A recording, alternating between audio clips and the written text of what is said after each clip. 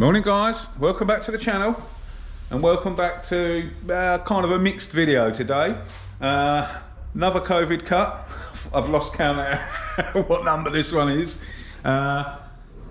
Sanded down the Fiat, clipped on the panels and started doing a bit of polishing. Done the wing, I've got to do bumper and the rest of it, but yeah, starting to look nice. I won a couple of motors. We're off out to go and collect a couple of motors today. I bought myself a van and a Focus, so we're going to unload the yard, get the truck out and pop over there and get it. I've done loads and loads of reading about the GoPro and the bad audio. Apologise for that again, it's something that's out of my control. Basically what happens is I record my video, I edit my video, everything sounds fine, save the video, and then all of a sudden you get this horrible clicking and popping noise. So I've done loads and loads of reading and watched loads of videos. I've changed some settings again and hopefully this will resolve it. If not, then it's going to go back basically. I'll give up. The only issue I've got is I'm fed up with using my phone to film everything because everyone keeps ringing or texting in and between filming and it's a nightmare. And I love the form factor of this new GoPro setup and it's just easy for me. So if we can't resolve it, we're binning it and then we'll do something else. But yeah, it is what it is. So we're going to, I'm going to go unload the yard, dig my truck out. We're going to head over to, we're going to Rochford today to Copart, pick a couple up. I'll show you them, and then when we get back, we're going to do some flat and polishing on this, and yeah, that'll be about it, I reckon. So I'll see you in a bit. We made it. We've just got to wait for our driver to bring the vehicles out now. There's quite a few of us here, so I don't know how long it's going to be. I'll try and film some of it if I can. See you in a bit. Right, we just loaded up the second one, the Focus that we got. The back bumper's trashed, so we're now waiting for a manager to come out. You've got to be careful and check the cars because they've picked this up with a forklift, ruined the back bumper, and they were just expecting me to drive off. I ain't having none of it. I'm either going to get money took off of this car or they can have it back. Because this is a Zetec S Focus, a bit like an ST kit on it, the bumpers are quite rare and they're quite pricey. They're a couple of £100. So I'm waiting for them to come out and then we'll get back to you and see if we see what's happening.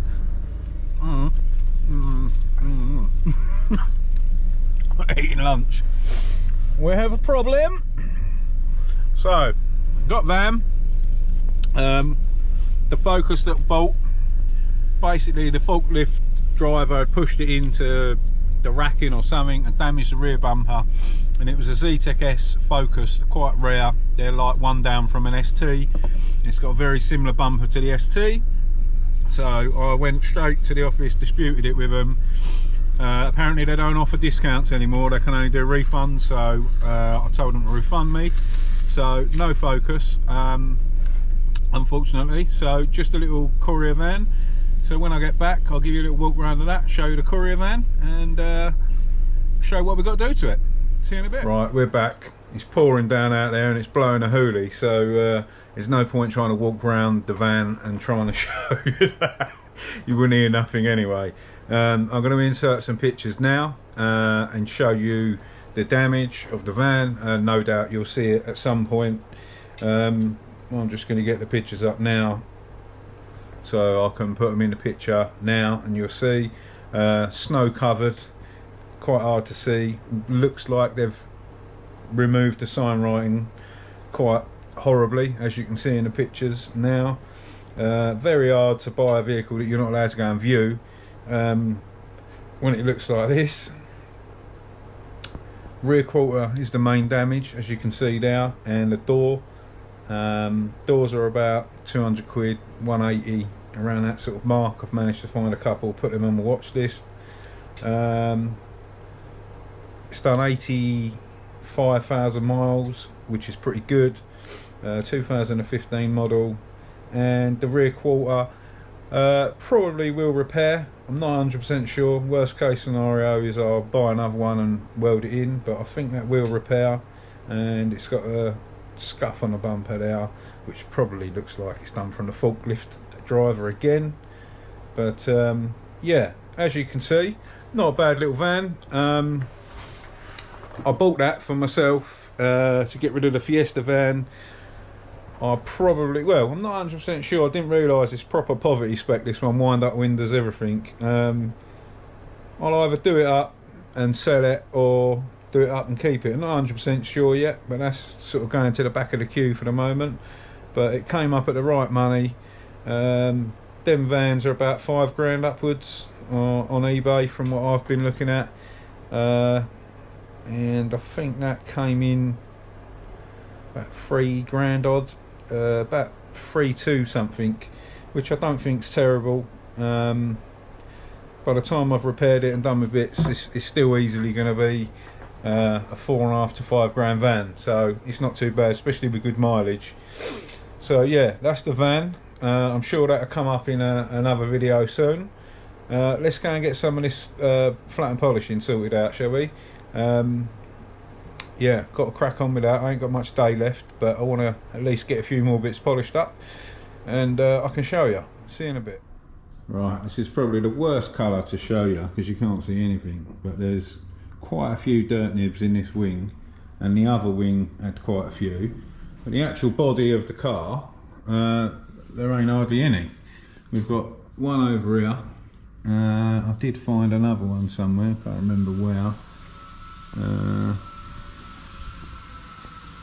I don't know. Yeah, basically there's a couple on the actual car, but where I had the wings over there, must be filthy over there, because I've got loads of dirt nibs in that wing, and this wing had loads of dirt nibs. Obviously I've polished them out now, and that's starting to look lovely. So the wings, well, this skirt was over here at the front, and there is literally hardly anything in that. So whatever I painted in that corner seems to have loads of dirt on it, which is sort of understandable because all of that soot is there, and really in an ideal world you wouldn't have none of that in there. Let's check this wing mirror. Yeah, so there is a couple of dirt nibs in this top of this wing mirror as well, and I'm guessing the petrol flap might have some for being over here. Yeah, there's quite a big one and one there. So it's not terrible. There's a few nibs. It's really hard for me to show you in white. So what I've done is I've buzzed over this with 2000 grit on my DA. Basically I use these.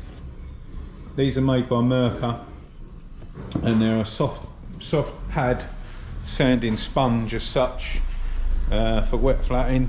I'll try to show you one of these. So that's what they are. They're like a little pad. So chuck it on the DA, buzz the top of it off, and then it reveals all the dirt nibs and shows you. And then what I do is I go around with a little soft pad. Well, it's soft and hard. I use flexi pads. So this side of it's quite stiff, and this side of it's a little bit spongy, gives you a bit of give. So can either, depending on how bad the nib is, can either use 2000 or 1500. Little soft pad.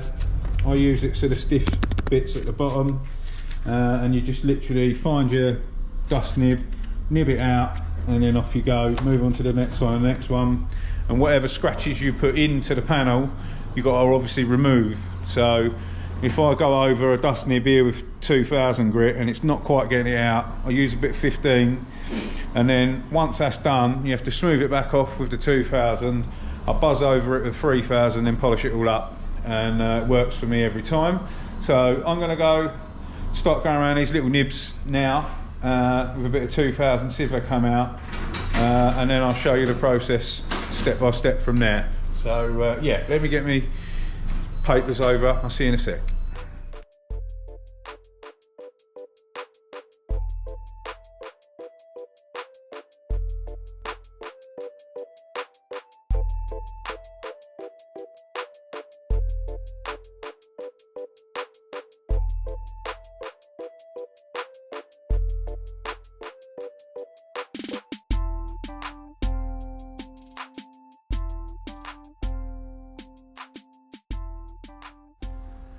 There we go, guys.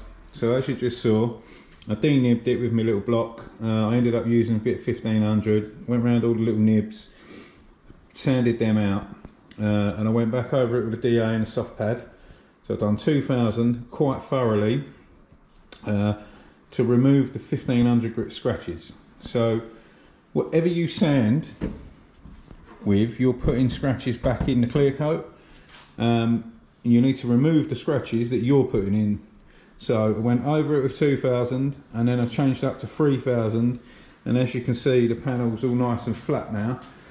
This one still looks a bit shiny. That's sanded with 2000, just had a little light buzz over so you can see the nibs. You don't have to do that, you can just go around, go to each little nib, sand that out individually and not touch the clear coat if your clear coat's alright. So that little bit of dirt nib there, I could have just rubbed that out and not sanded that, but my eyes ain't very good and white is a pain to see, so I just buzz the top off and then it highlights the little the dirt nibs, so you get to see where your nibs are quite easily. So I prefer to do it this way, if that makes sense to you lot.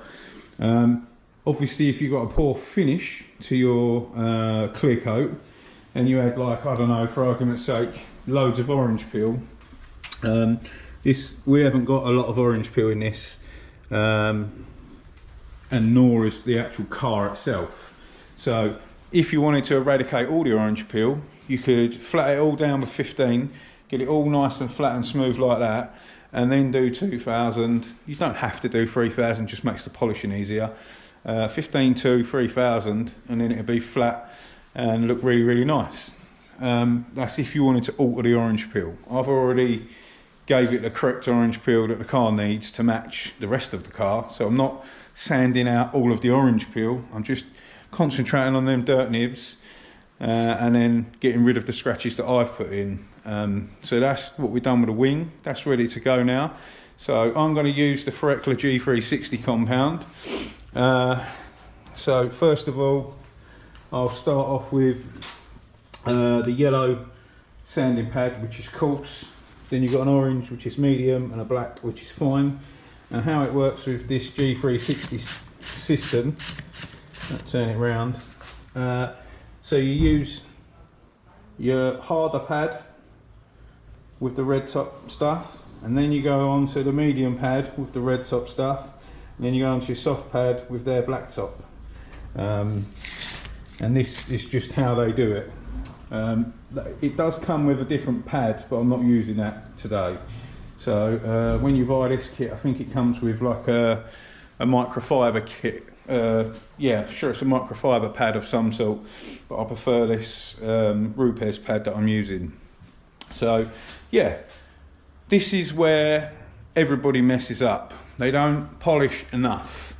They polish it up a little bit, looks shiny, think, oh great, and then they're done. But what happens is, in loads and loads of compounds, there's fillers, and they're designed to make it look like that and really fast. But what will happen is that it'll eventually wash out, and then you'll see your sanding scratches. So what I always do is panel wipe in between. So I'll have one go, you'll see in a minute, I'll buff a bit up, wipe it down, and then I'll panel wipe it. And you get to see the true state of your paint, if that makes sense. So I'll polish a bit, wipe it, check it, then go again and again, and I'll give it as many as it needs to look great. And then I know by panel wiping, it's always going to stay like that. So I'm going to crack on, get this polished up, and I'll sort of show you the process along the way. See you in a sec.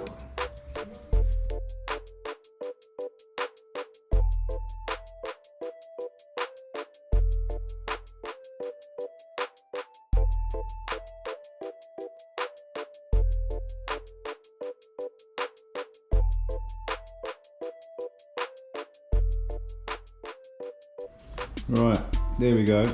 So that's what I call one set. So I put the compound on, polished it in, polished it out till it all sort of done its thing. Excuse me.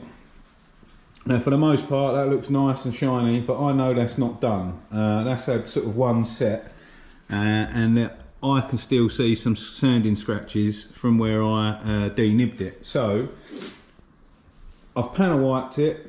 It looks lovely. Realistically, I could kick that out and be like, oh yeah, get away with that. I know it's not right, so I'm going to give it another go before we go on to the medium. I've flatted off the top corner of the bonnet there, and the bumper's still flat, obviously.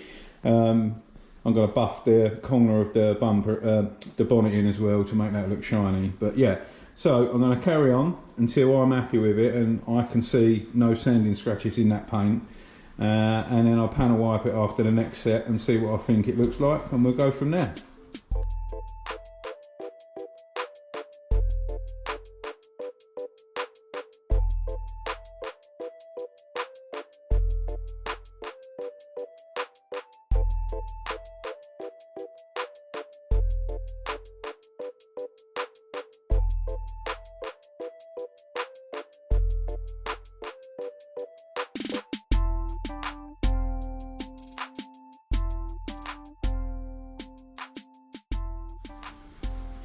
There we go, that's stage 2 done. You could just leave it there if you wanted. Some people don't even do a stage 2 as such, but the way that their system works, I'm presuming it's just the way that it breaks down the abrasive with the different density of the next pad. So it essentially just helps level out even more of your sanding scratches that you put in. There's still a couple of tiny little nibs in it that are probably in the very first coat, but in general you probably won't see that outside at all, so I'm quite happy with where it is. So now I'm going to move on to their sort of finishing polish as such, because compound isn't really a polish.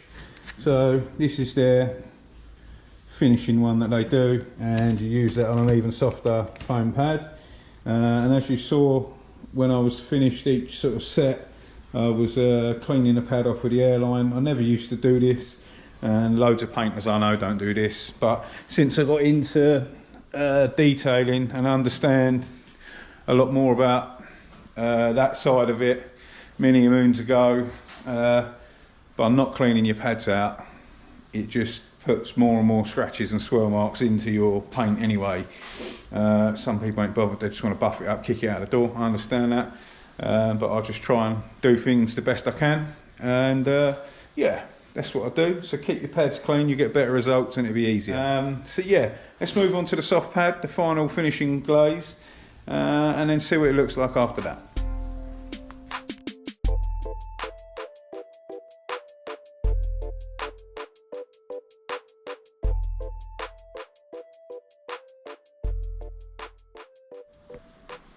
And there we have it. Nice and shiny now.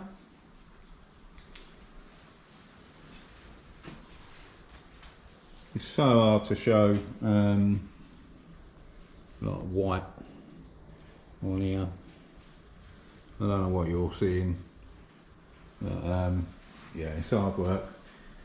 But yeah, a couple of little tiny imperfections, but in all honesty, outside you ain't seeing a thing. It's going to look mint.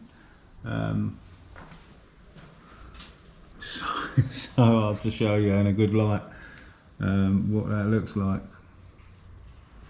but that's how I go about flat and polishing anyway.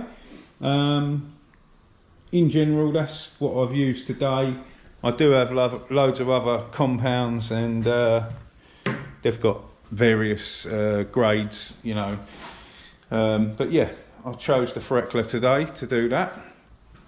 I thought I'd film a little bit of that. I know loads of you have been asking, but yeah, it's not rocket science. You just got to plod along with it and try and get it going and do the best you can. Just take your time.